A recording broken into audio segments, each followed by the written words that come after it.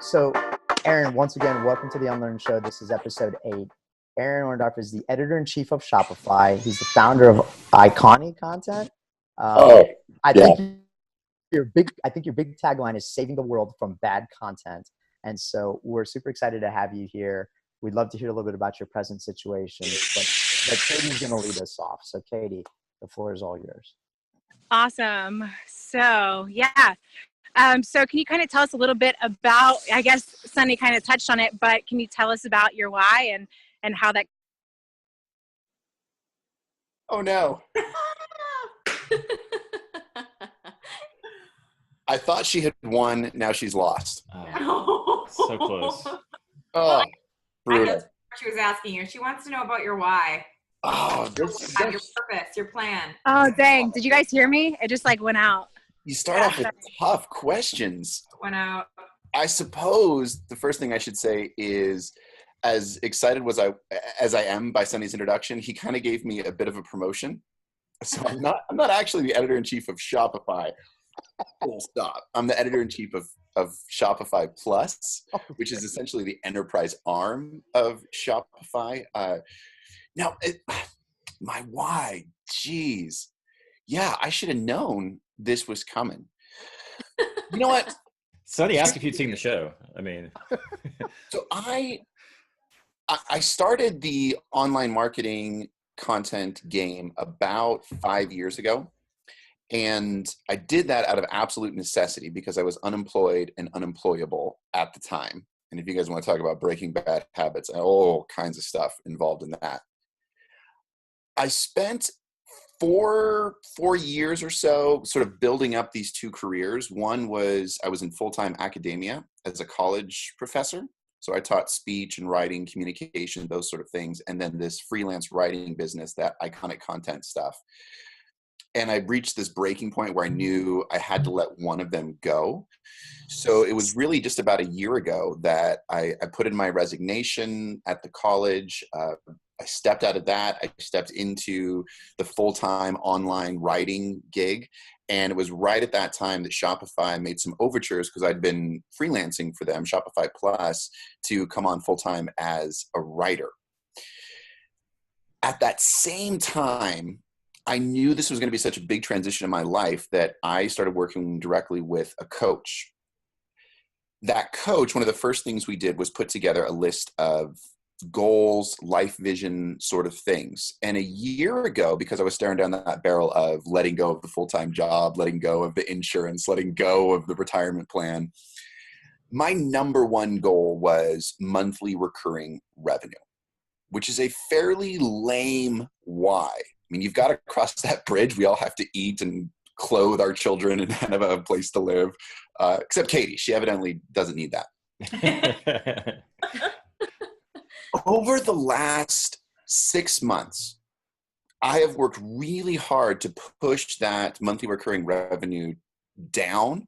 And it's one thing to push it down on my list that I have. It's another thing to push it down in my mind and in my heart. So my top 3 goals, my whys now, on paper at least, and hopefully in my actions, are starting to revolve around health. So spiritual, mental, physical health.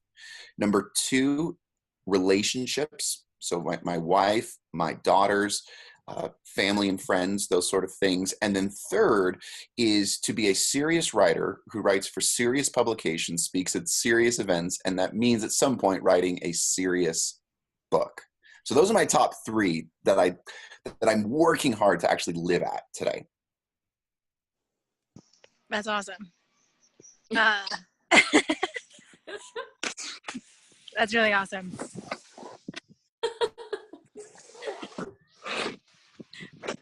So Aaron, you said there's some good stuff in your past around UnLearn, just about when you were trying to figure out what that pivot looked like.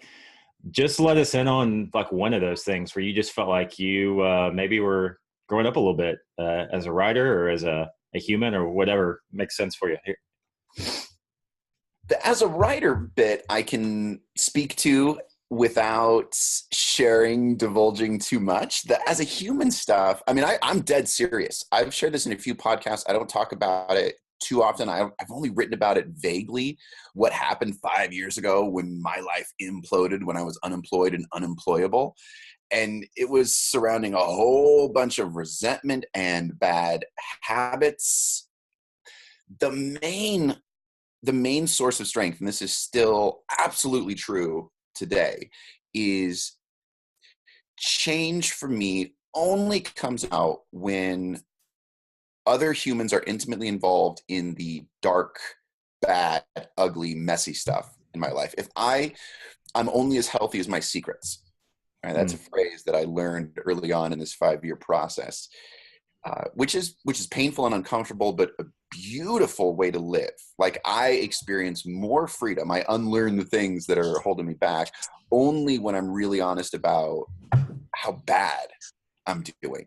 So number one is other people. And that's one of the ethos, like, of this group and this new sort of like push on LinkedIn to merge the professional and the personal, not like a Facebook way, but in like a development sort of way that invites other people in for accountability. Number one, other people. And then, gosh, number two, I've got this little hashtag I use all the time, let's get rejected. And that was really like the merging together for me of that personal and professional. And it flows right out of the first of, I'm only going to be as healthy as I am honest. So to put myself out there professionally, to expect people to say no to me, to pitch editors, to pitch publications, to pitch clients, to stack up all of those no's in the journey to getting to yes, and to be really honest along the way, foundational. Yeah, that's a very sales approach too. Is that something that you learned from a salesperson, or did that just come out of your discovery there of? Yeah, it came out of when I started writing online. It was, I launched my own site. My mom would visit it regularly and about 20 other people a month. And I've got the old school Google Analytics to prove it. I mean, it was like nothing. And so to jump ahead, I had this logo envy. I'd go to other writers' sites and I'm like, they wrote for Forbes and Inc. and Mashable and da-da-da-da-da. And I wanted that, but the fear of it was putting something together and having somebody say no. It wasn't so much like sales. It was just, all right, I'm going to click send, and I know the thing that's going to hold me back is that fear. So let's embrace it. And like, let's get rejected every time I would push send on something. That was the goal. So I would just do something. That was it. I love it. That's probably one of my biggest fears, or it's been one of my biggest fears, is rejection, right? Not fitting in. I've always had really low self-esteem. So being a professional and trying to find your success, you need to have confidence in yourself, right? You need to be able to lift your own self up. And it took me a long time to figure out. And I want to know a little bit more about, the first time that you were rejected heavily and how you felt and how you learned from that. This is like, should I lay down on a couch? Are we going to? Well, like, this is yes, lay down on it. Share your thoughts. I'm not sure about the first time, but one of the rejections that stands out is I never wrote anything in pitch form. I would write everything full meal deal. So I would invest all of this time when I was trying to like get into these big publications to get that social proof. I would write everything full meal deal and then send it off directly to a host of editors. And that opened a lot more doors. I never had luck with like, here's a bunch of ideas for things. And it's like that, right? Like, you couldn't do that in sales. You couldn't do that with a website. You couldn't do that with a landing page. You couldn't do that with a product page. Like, you can't be general. You have to be specific, and it's a yes or a no to that specific thing.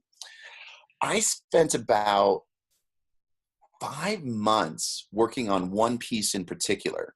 And I've got a love affair with behavioral economics. Talk about UnLearn. Right? Love affair with behavioral economics. And one of the people, Dan Ariely, who's out at Duke right now, he does a lot of things in the personal habits, motivation space. He's got a fantastic TED Talk. He's an academic, but he can speak in human language. he was developing this app that would help people save money, which is a really unsexy topic. But I love Dan. I got to connect with him. I talked with the development group that was putting together all of this stuff and spent 5 months digging into the details of it. And once it was finished, I sent that thing off and got no's or no responses or thanks but no thanks from Forbes, Wired, Harvard Business Review. I got all the way into the editorial process there. They eventually said, no, it's too appy. It's not a fit. I got like 7, 8, maybe like 10 no's from top tier publications all through that process. And every time I would go back and I would shorten it a little bit or I would tweak it, but I didn't want to let go of everything that was in there. And what ended up happening was over that 5-month period, the article got better, better, better. And it ended up being my very first post on Mashable.com, which was a big get for me because they don't have a contributor platform. It's all one-off to the editor, approved every single time. And the amazing part about that was all of these rejections. And then I finally got into this one mainstream publication I really wanted to be in for a long time. And like 4 days after it went live, the editor sent me a note. The editors never email you follow-ups. He was like, this had an 11.5-minute read time on it. I have never seen that in one of our posts. And from then on, that door was open there. But it got slammed. Nobody was a jerk to me, but you talk about rejection, man, I just went down the list. Business Insider on top. Like everybody said no until there was finally a yes. Love it. That's so great. Yeah. So I'm curious, I'm assuming that kind of surrounding this hashtag that you set up, this Let's Get Rejected, I've seen a lot of feedback from people around it.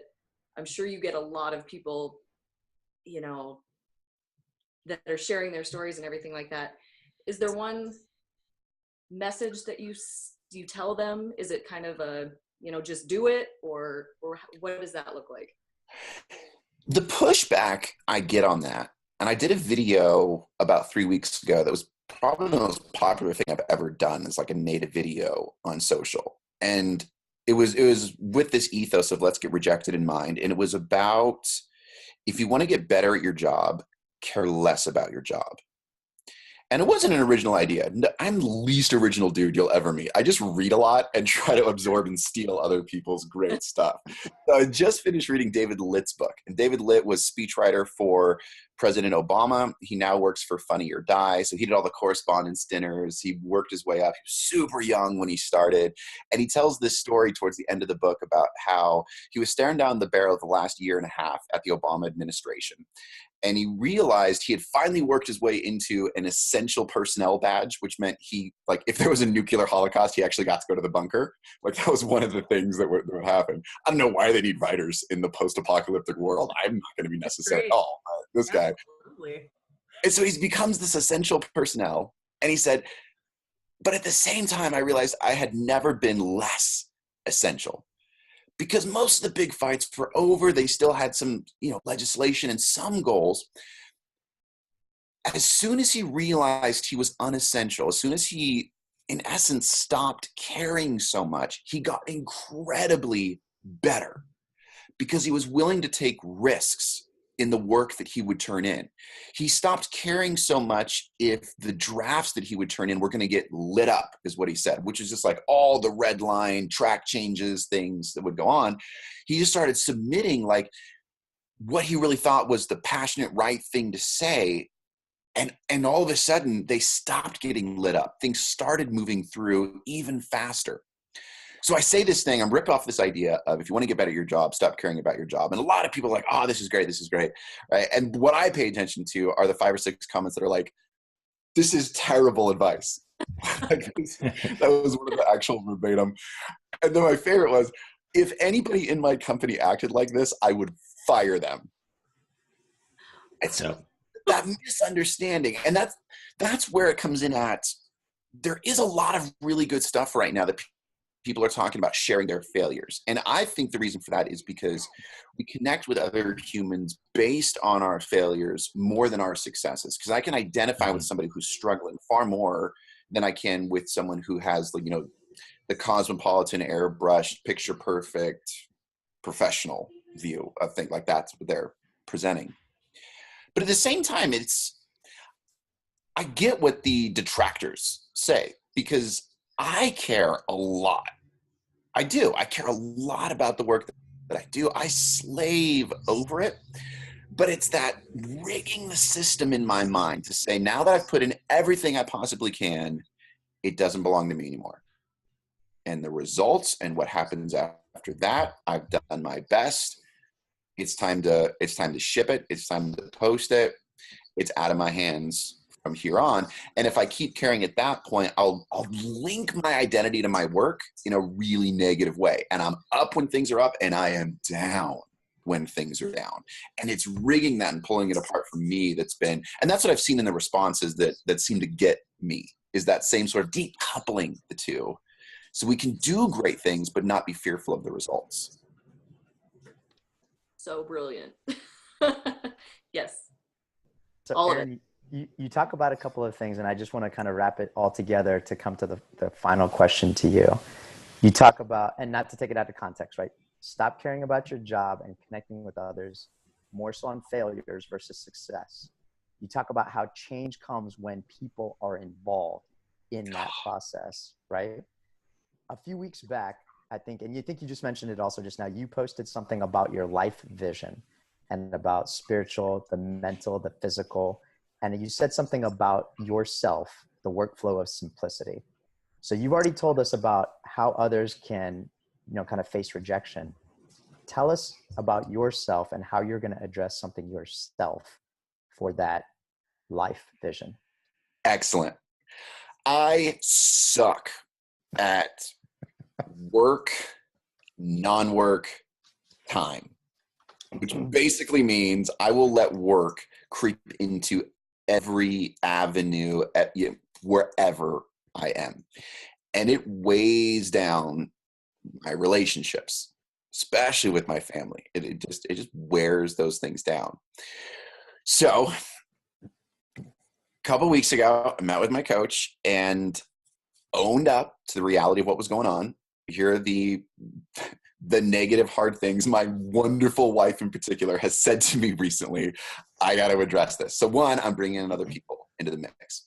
And my coach, who like any great coach would say, okay, I don't have an answer.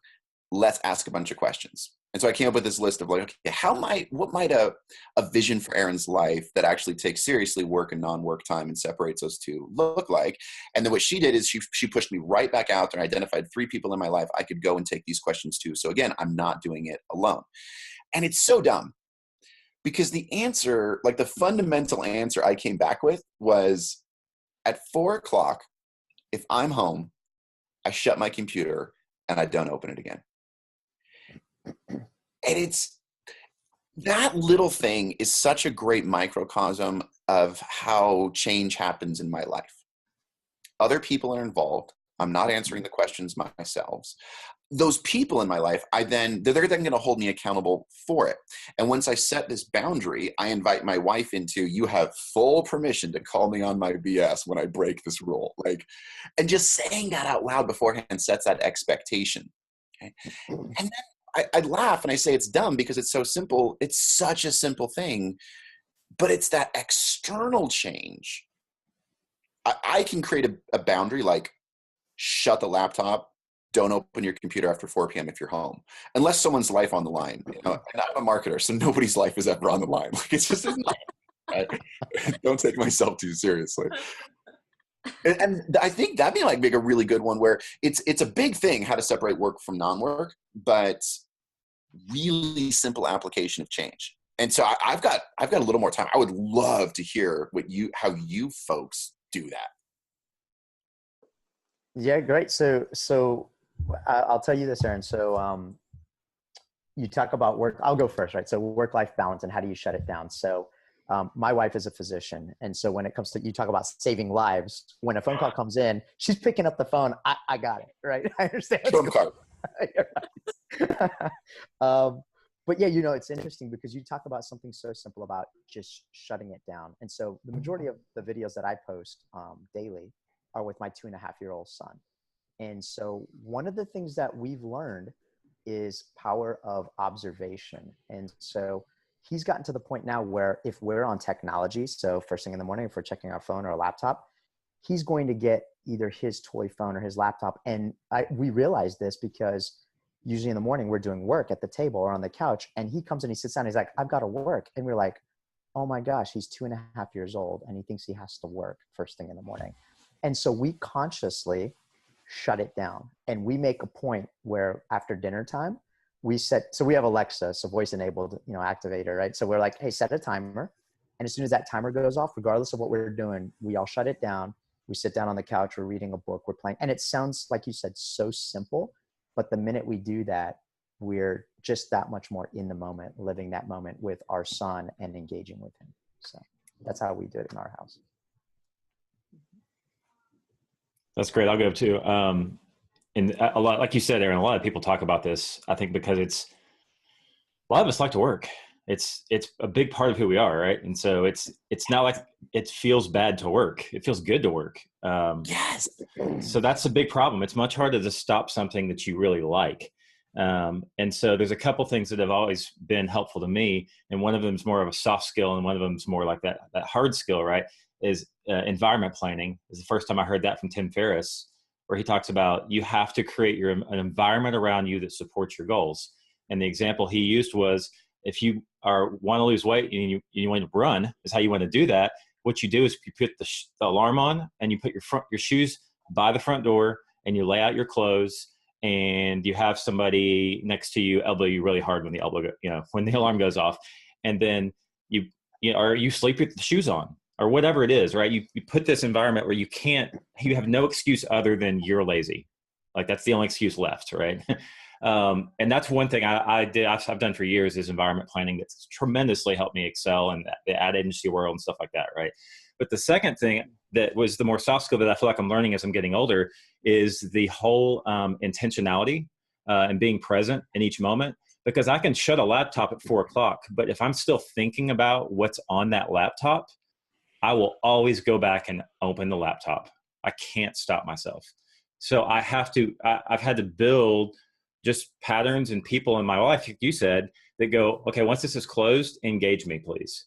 Because I need to take my mind somewhere else than here. And then just being fully present in that. And I think that just takes practice. I love what you said about if you want to run that environmental planning, because Dan Ariely, that's the whole, like one of the first things he said to me in the interview was, if you want to lose weight, buy smaller plates. Yeah. And I always remember that, like, it's the outside forces that really change us, because I am a weak man. Yeah. Awesome. Guilty, sure. Yeah. I wish I could give you a lot of feedback, but I need help. I need help on that, and I'm totally okay. Me too, girl. Yeah, accepting the fact that I am very aggressive about my professionalism and success and reaching those goals, and I'm very aggressive about taking time aside to do that. So what I've done, and I don't suggest it, is I have to schedule time for my family. I have to put stuff on my calendar to completely disengage and tell myself, like, this is a meeting. Chantel, this is no different than, a successful business meeting, but you have to focus entirely on your family. So that means turning my phone on airplane mode and being completely not distracted at all. So my focus is completely on them. And it's sad that that's what it comes to. So I feel like I have a lot of growth to do there, but it's something. I'm doing it. It's such a myth that change happens from the inside out. I mean, you can have these pivotal moments where something clicks inside of you. And that's what movies and romanticism and all these kind of things will make you believe. But no, it's like, I had at least 4 or 5 people on that one post. One of them was a CEO of a hospital who said the exact same thing. One of them was a former general who I was like, how am I connected with this dude on LinkedIn? And I'm not kidding you. He said the exact same thing. I schedule in the same calendar as work. Because they have to be able, for him, it was like, somebody has to go to my calendar and see this time is blacked out. Mm-hmm. Or they see that I've actually put in family on here, so that then those two don't compete because they're in the exact same thing. So totally. Chantel, I'm the same way. Like I have to schedule it, right? And I think it's hard, especially like being parents, like, because I mean, you like, once you jump into that role, you're like all in, right? And you kind of like lean so heavily in that role that you forget that like, oh yeah, I'm an individual and I need to like take care of my other stuff too. So it's sort of like, it's always like this, you know, like, but yeah, like definitely scheduling has helped me a lot, like blocking out time. So like the weekends are like, that's like my time, except for like right now. And I'm saying this as I've lost my kid on the slope. So like, just keep that in mind. I'm just kidding. She's with my mom. But yeah, I think like, I like what Jake said too, is like that being fully present, right? Because sometimes I've been with her for 2 days solid. And we've been doing stuff, but like, was I really there, you know? And so it's just like this like constant practice. And so it's really cool to like hear everybody like say that like that's something that they're still working on. So if anybody else has solid tips, let's send them out, because that would be helpful. Put them in the comments below, right? Yeah, I don't have any tips. Yeah. Like mine has simply been recently just trying to be fully present by adjusting my notifications systems. Because that really, if I know that there's red dots anywhere or that there's emails I haven't read, then my mind is there. It doesn't even matter. I don't even have to have checked it. I just know it's there. And so just taking those out of the equation, and I've done that fairly recently within the past like few weeks, has helped me immensely with the fully present, because I agree with Katie and Jake and everybody. I think we all struggle with being fully present in the time that we do choose to spend with our families. And that's really important, because it doesn't matter if you schedule time, and if you do time, if you're not actually taking advantage of that time, then you just wasted it anyway. So that's what I've started doing. I so identify with that, the notifications thing. That's why, like, when Chantel said the thing about the turning it to airplane mode, yeah. And I'm dead serious. The thing that just went off in my head, and this might be a terrible idea, but I'm almost sure I'm going to post it. And it's something related to phone herpes. That's where the red dots that will, no, like, right? Don't you just? Yes. Yeah. Okay. And I will not give you credit for that unless you want it. Oh no, I want to go down with the ship. Oh, tag me in that one way or another. This is coming out. I love it. That's it. And you should use that language. We're coming out, guys. We all have phone herpes. If that's not the title of this episode, you're doing something wrong. That's right. You've never written a headline in your life if you don't use that. There it is. On that note, I don't know if you could get better than that. Erin, we really appreciate from all the co-hosts here. Thank you so much both for your time and just your sense of humor and everything that you shared. We, if there's anything else that any of us can ever do in the future, please don't think that don't hesitate to reach out to any of us. We really appreciate everything. And I know you're always serious about that. Hey, thanks for having me on. I can't wait to take this idea. I'll post about the herpes. We're all Hey, no, but seriously, thanks so much. And especially just this whole, the passion you folks bring to it. I've seen the videos, Sonny, of you and your kids like so many times. And I already made the joke about the dogs and Chantel. So I just enjoy everything you guys are about. And I'm really glad I got to be here and hang out with you for a little bit.